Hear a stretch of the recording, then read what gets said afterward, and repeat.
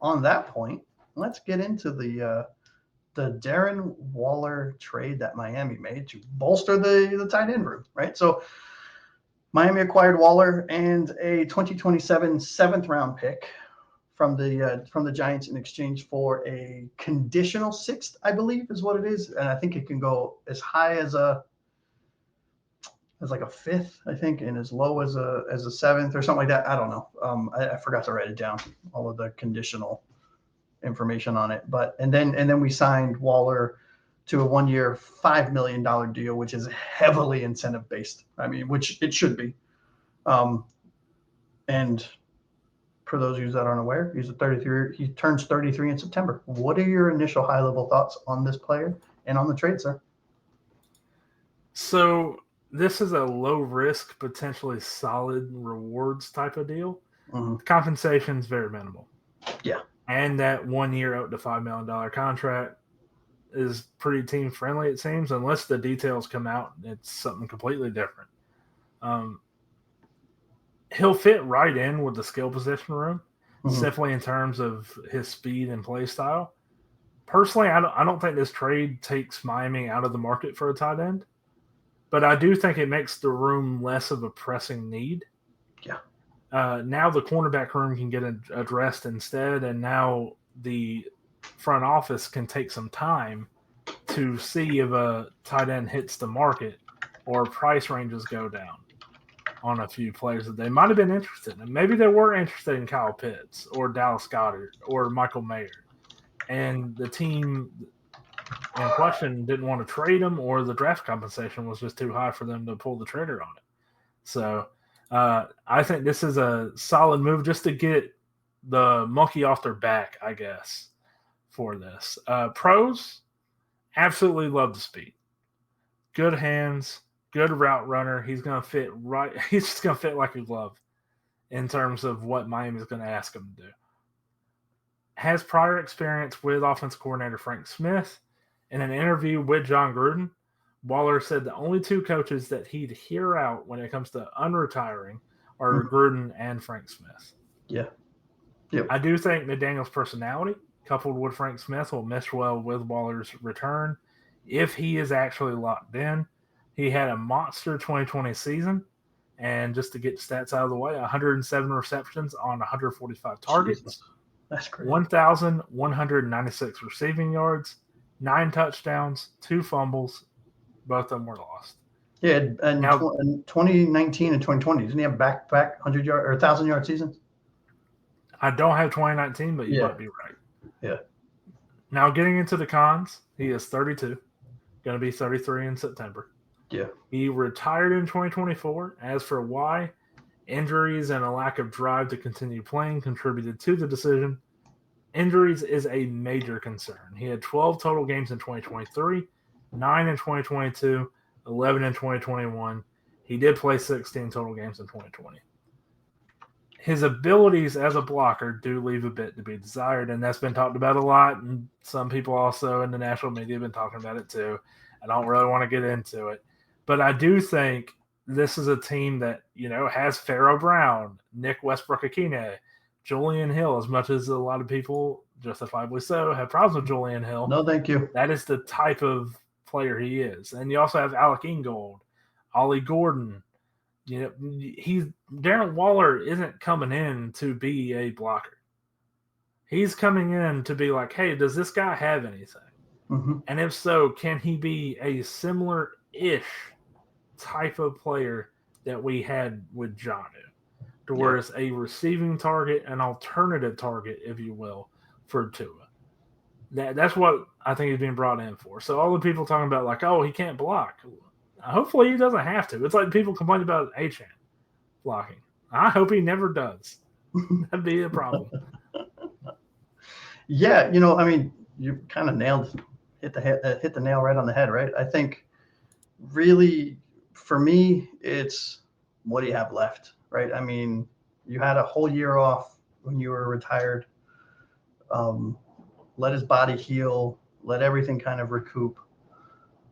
And he's a converted wide receiver. He played wide receiver in college, came in, played wide receiver in the NFL for his first handful of years, whatever it was.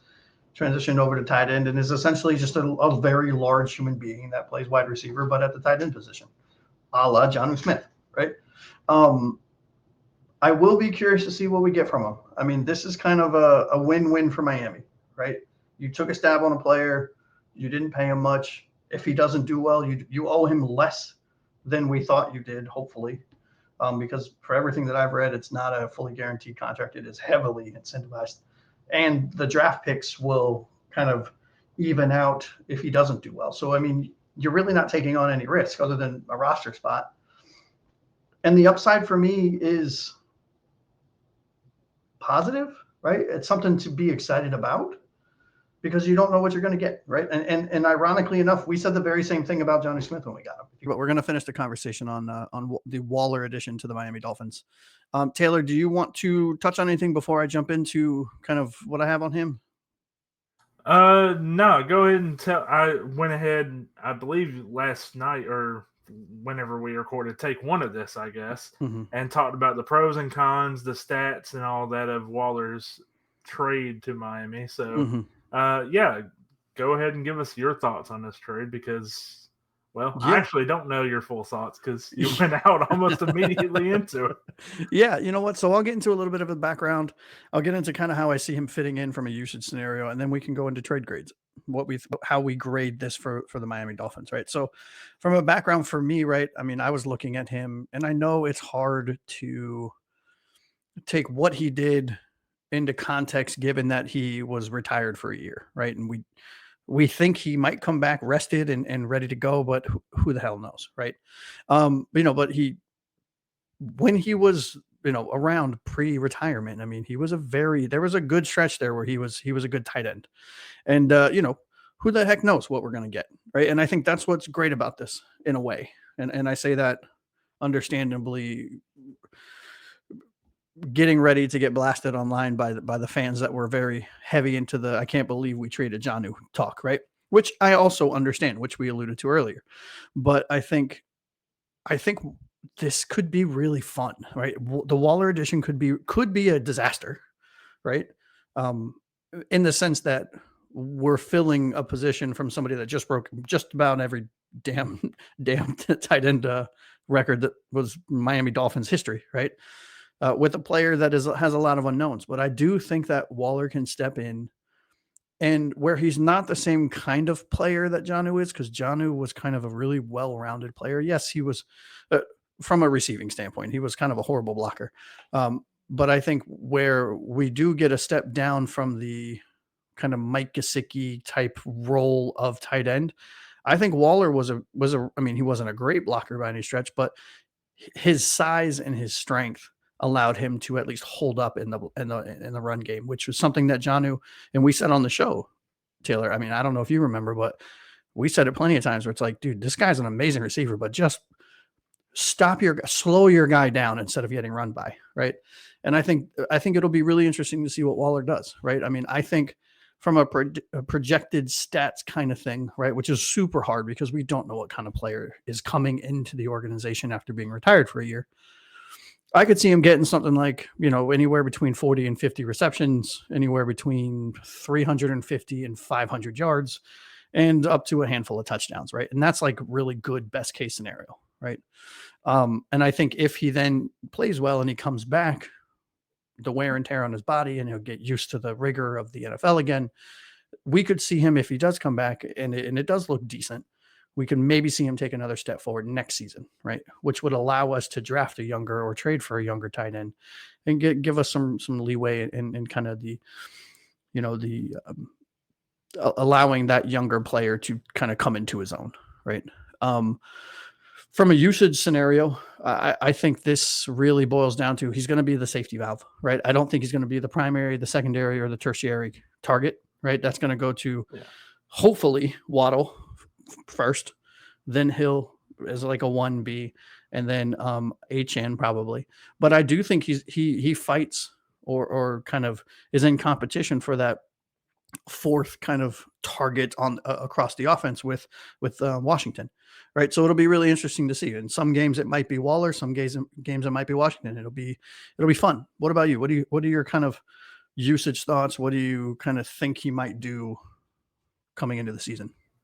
Well, sorry if I did repeat myself here, but like I did say earlier, I do think he is this is a low risk, Mhm. medium rewards, because I don't foresee him getting back to what he used to be. It's very unlikely. Negative 32-year-old Nancy over here. A 32-year-old player, he's coming off of a year not playing football, Mhm. but also, hey, we also talked about Aaron Rodgers, right, with the Steelers, and we were like, hey, Aaron Rodgers doesn't have to be the old Hall of Fame Aaron Rodgers, the one that people call a top 10 quarterback all time. He just has to be decent. With Darren Waller, it's exactly what you said. You just have to go out there and be a complementary piece to this offense. It's not like with the Raiders with Derek Carr, to where you were the number 1 or number 2 option at times. Yeah, exactly. You got Tyreek Hill, you got Waller, you went through it all, Josh. Mhm. So it really, what I thought whenever the Dolphins got Jonnu Smith is, this is great. This is a complimentary piece who could be that alternative option for Tua. Mhm. Now, Jonnu far exceeded any expectation I had of him. I Same. think a lot of people. Yeah. And Yeah. like we said yesterday, or I guess earlier in this episode, he earned that contract he got with the Steelers. For sure. Hopefully he does all great things over there, except for Mhm. whenever the Dolphins play him. Yeah. But the thing with Waller is, it's also possible that he doesn't make the roster. True. It's very possible. I don't think this move also precludes the Dolphins from getting another tight end, whether that be a Michael Mayer or a Kyle Pitts or any tight end that's on the market currently. Yeah, and I don't know if we have the money for that kind of, or the assets that we would be having to give up for a player like that. But I mean, I wouldn't put it past this team, right, for coming out of nowhere. But I don't know. Like, if you look at the tight end room, there's a lot of bodies in there, right, and they have a lot of confidence in some of the players that are returning. Right, even though we are very vocal on this show, at least some of us are very vocal, me included, about how we feel about Julian Hill, right? The coaching staff seems to love this guy, right? And you look at his measurables and you look at his and his skill set, and you understand why. But then you go watch the tape and you understand why we all hate him. So it's one of those things where it'll be interesting. Also, as a depth piece, Julian Hill, this is going to sound like crazy, but as a depth piece, I would want somebody like Julian Hill on the team. Sure. The problem is Julian Hill was given certain opportunities, and he didn't make the best of them in the last year. Quite literally fumbled the ball. Yeah. And also with penalties. That was another massive issue. Mm-hmm. But considering the contract, considering the way he plays the game, that's a player I would want on depth. So, like the Julian Hill, Pharaoh Brown, you still got projects like Tanner Connor, and then a undrafted free agent that you see a little bit of investment in, considering the contract he was given with Jalen Conyers. Yep. You're right. Like, this tight end room is interesting. It is worse, don't get me wrong, with Jonnu Smith not in the building anymore. Of course. And that's not Waller, even there's not even a conversation about that, right? Yeah. That, like, Darren Waller's a 1-for-1, that's ridiculous. Of course. Like, right. Absolutely not. Darren Waller, again, as we both were talking about, could contribute, could not be on the team. Might just be somebody who makes the roster, but not really a factor, kind of like OBJ was, last year. Now, I feel better about Darren Waller than I did about OBJ. For sure. Yeah. Which says a lot in and of itself, right? I feel much better about a guy that's coming out of retirement to play. Yeah. But I think I feel better about the tight end room than I did, like, immediately after Jonnu, because at least it gives you a few options now.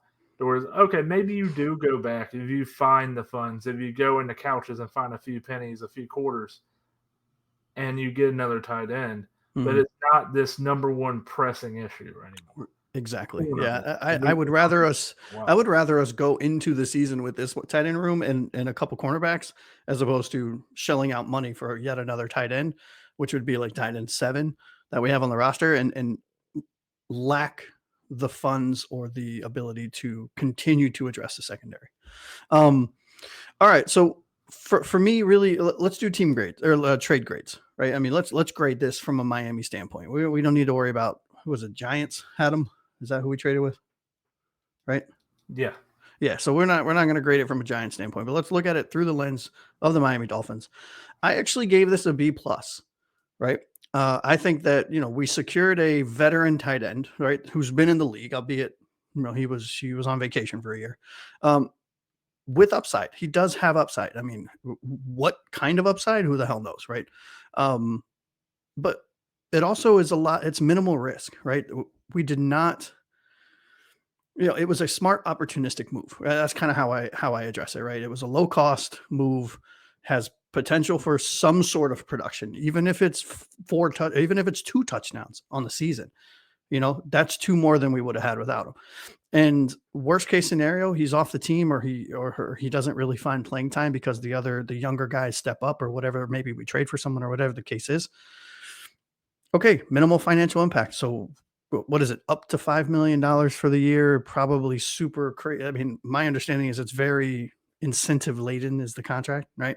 But we don't know what the detail. I haven't seen the details yet, so I don't know what that looks like. But my assumption would be his base salary is probably close to the minimum, right? With if you play every game, then you get an extra $1 million. If you score this amount of touchdowns or have this many yards or whatever the case is, you get another $1 million or whatever the case is. So, absolute worst case scenario, this is a butt in a seat, right? And if it doesn't work out, then fine. At least we took a swing, right? So yeah, B plus it's an for outside the box move. Mm-hmm. I would give it about I'd say a C. Okay. It doesn't really move the needle for me either way. It's just, hey, I feel a little bit better about it because there's another body in the room who has done something before in the NFL. There's a lot of question marks around them, but at the same time, you're not being forced to overpay for a trade target tight end. Now that also other teams know that you're going for a tight end. That's the other thing. I'd imagine teams like Atlanta and the Raiders and whoever it is that the Dolphins could potentially talk to would be like, no, you guys need a tight end now. So that price range, it's going to go up a little bit. Well, the Raiders came out and said, because Miami looked at Michael Mayer apparently, and the Raiders were like, we're not going to do business with you for whatever reason. Yeah, but I mean, either way, like it does make sense, like for teams to raise their price for tight ends for Miami. So it kind of does help that. It takes that pressure off. I do have one question before we get out of here, though. Yeah, sure. Shoot. So when the draft came around, the Dolphins did have the opportunity to draft Tyler Warren. They got Kenneth Grant. You and I are both massive fans of Kenneth Grant. 100% yes. Yes. But I do think there is a valid conversation around whether the Dolphins should have taken that play, Kenneth Grant, or been, hey, we are not willing to invest in a 30-year-old Jonnu Smith. Should we invest in this potentially high-end tight end who can be the, not in terms of as skill level, I'm saying with McDaniel, the George Kittle of the Dolphins offense.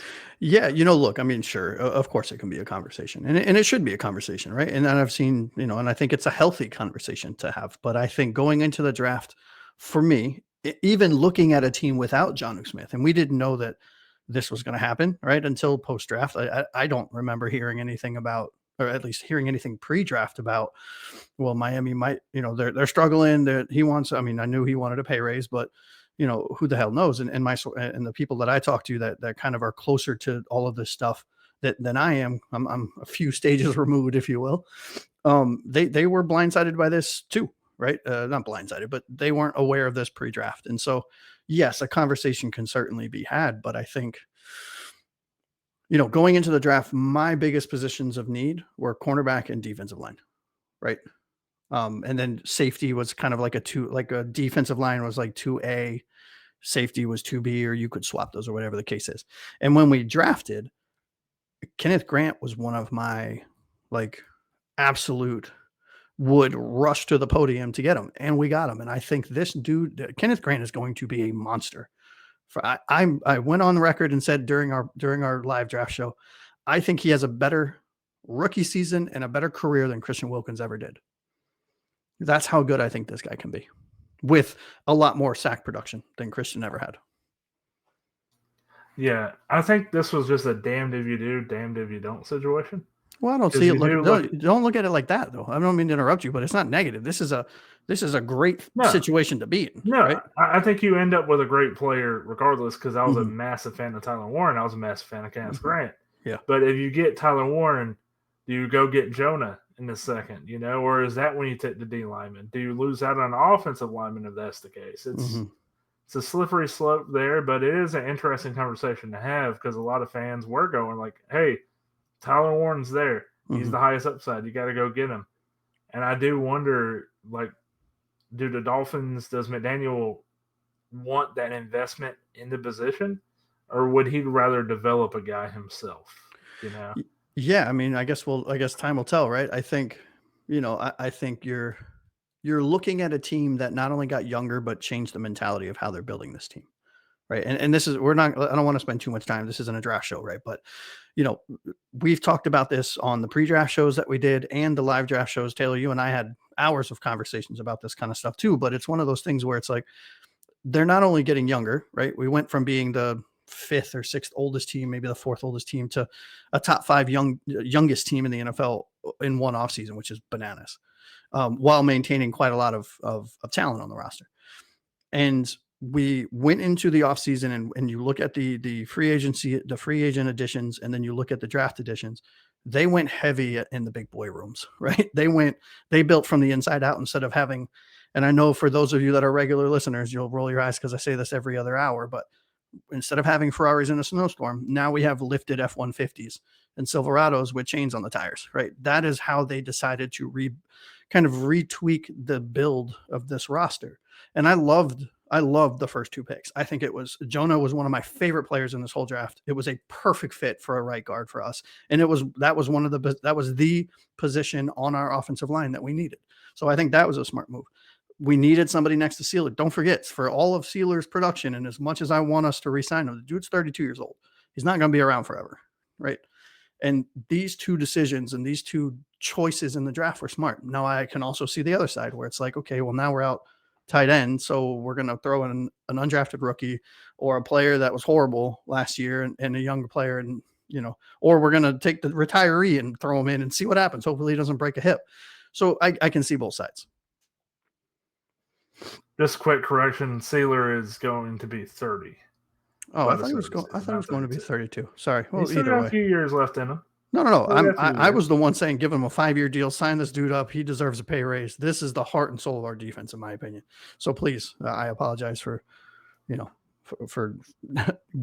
adding on 2 years to his life, but not to prolong this, but I think that's also an interesting point to bring up about all the players the Dolphins brought in. Mm-hmm. I know there was a big conversation around some national media people going like, oh, this is just another classic Dolphins move. You go get the finesse, speedy tight end.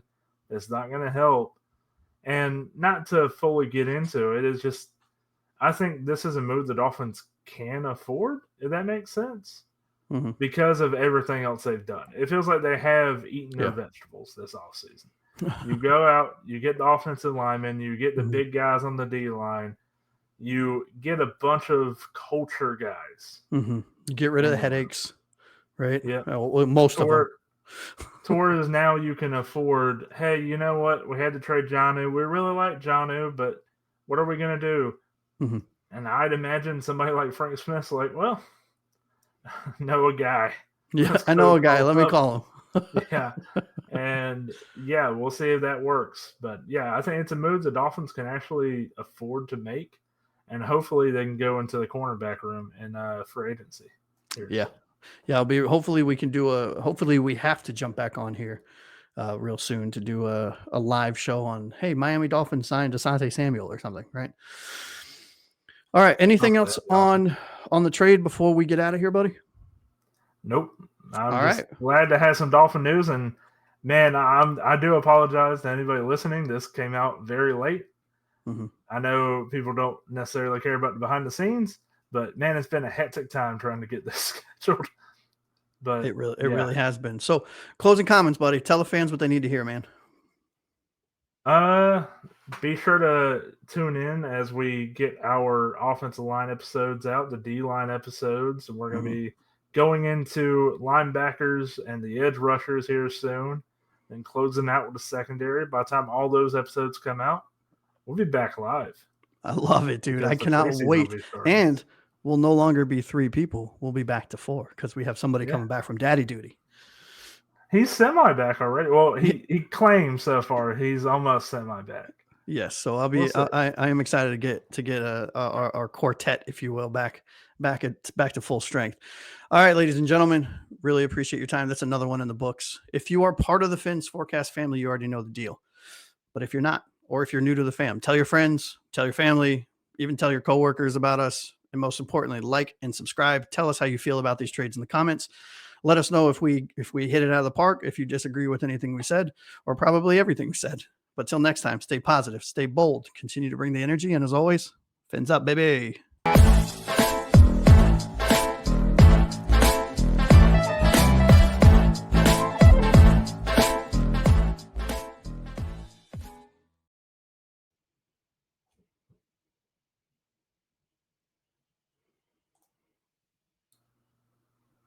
Cool.